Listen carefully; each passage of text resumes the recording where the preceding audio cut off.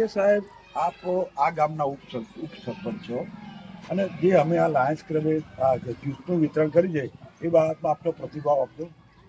બહુ સુંદર કાર્ય આજે Lions Club of Nadiad Main દ્વારા થયું છે. બાળકોના માટે આ પોષણ આહાર તરીકે જે જરૂરિયાતની વસ્તુ છે એ આજે આપણે પૂરી પાડી છે અને આ પછાત વિસ્તારના જે બાળકો છે એમને આવું સંપૂર્ણ આહાર એમને મળી રહેતો નથી.